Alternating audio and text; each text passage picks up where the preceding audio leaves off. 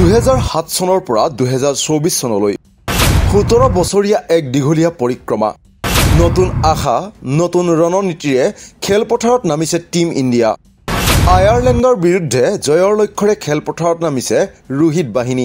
cricket কেৰিয়াৰৰ অন্তিমখন T20 বিশ্বকাপ খেলিছে নেকি ৰোহিত কোহলিয়ে 2007 চন প্ৰথমখন টি20 বিশ্বকাপতেই জয়ী হৈছিল ভাৰত তাৰ পাছত 17টা বছৰ পাৰ হৈ গ'ল আৰু অনুষ্ঠিত হৈছে 7খনকৈ টি20 বিশ্বকাপ প্ৰতিযোগিতা 17টা বছৰে এবাৰো ট্ৰফি জয় কৰিব পৰা নাই টিম ইণ্ডিয়াই 2014 চনত ফাইনেলত প্ৰৱেশ কৰিও নিৰাশ হ'বলগীয়া হয় ভাৰত এইবাৰ বিদেশৰ মাটিত এই সপোন পূৰণ কৰিব পাৰিবনে ৰোহিত বাহিনীয়ে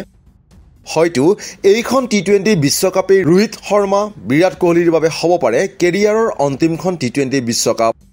2007 চনৰ টি20 বিশ্বকাপৰ বিজয়ী দলৰ সদস্য আছিল ৰোহিত শৰ্মা বিৰাট কোহলি 2011 চনৰ এদিনীয়া বিশ্বকাপৰ বিজয়ী দলৰ সদস্য আছিল কিন্তু ৰোহিত কোহলিৰ এই জুটিটোৱে একেলগে আইচিচি চেম্পিয়নছ ট্ৰফিৰ বাহিৰে আন কোনো শীৰ্ষ প্ৰতিযোগিতাত হোৱা নাই জয়ী বুধবাৰৰ পৰা আয়াৰলেণ্ডৰ বিৰুদ্ধে ভাৰতে আৰম্ভ কৰিছে টি20 বিশ্বকাপৰ অভিযান টি20 বিশ্বকাপৰ আৰম্ভণিৰে পৰা ভাৰতীয় ক্ৰিকেট প্ৰেমীৰ মনত খেলি ফুৰিছে এইকেইটা প্ৰশ্নই 2026 চনত পৰৱৰ্তী টি20 বিশ্বকাপ পৰৱৰ্তী বিশ্বকাপৰ সময়লৈকে ৰোহিত শৰ্মাৰ বয়স হ'ব 40 বছৰ আৰু বিৰাট কোহলিৰ হ'ব 38 বছৰ সেইবাবেই ৰোহিত কোহলিয়ে নিজেই অশেষ চেষ্টা কৰি জয় কৰিব বিচাৰিব টি20 বিশ্বকাপ বিগত 17টা বছৰে ভাৰতীয় ক্ৰিকেটলৈ সেৱা আগবঢ়োৱা দুইগৰাকী ক্ৰিকেটাৰলৈ এই ট্ৰফি হ'ব শ্ৰেষ্ঠ উপহাৰ আনহাতে এই টি20 বিশ্বকাপৰ অন্ততেই প্ৰশিক্ষকৰ পদৰ পৰা পদত্যাগ কৰিব ৰাহুল দ্ৰাবিড়ে ৰোহিত শৰ্মা আৰু বিৰাট কোহলি 2007 আৰু 2011 চনৰ বিশ্বকাপ বিজয়ী দলৰ সদস্য হৈ আহিছে যদিও জসপ্ৰীত বুমৰাহ আৰু ৰবীন্দ্ৰ জাদেজাৰ দৰে তাৰকা ক্ৰিকেটাৰে এতিয়াও আইচিচিৰ বিশ্বকাপৰ জয়ৰ সোৱাদ লাভ কৰিব পৰা নাই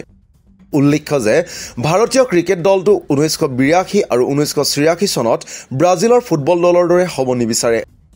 য'ত সক্ৰেটিছ জিকো কেৰেকা ফালকাও আলেমাওৰ দৰে তাৰকা ফুটবলাৰ থকাৰ পিছতো জয়লাভ কৰিব পৰা নাছিল ফিফা বিশ্বকাপ ফুটবল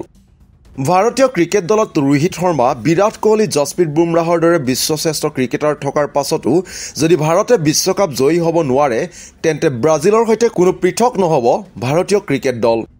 গতিকে বুধবাৰে জয়ৰ লক্ষ্যৰে নিউয়ৰ্কৰ নাছাউ কাউন্সি ক্ৰিকেট ষ্টেডিয়ামৰ খেলপথাৰত আয়াৰলেণ্ডৰ বিৰুদ্ধে ভাৰত নামিব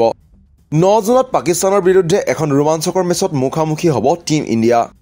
লক্ষণীয় হ'ব 17 বছৰীয়া দীঘলীয়া অপেক্ষাৰ অন্ত পেলাই টিম ইণ্ডিয়াই জয় কৰিব পাৰিবনে আইচিচি টি20 বিশ্বকাপ স্পৰ্টছ ডেস্ক ৰিপৰ্ট দি ক্ৰছ কাৰেণ্ট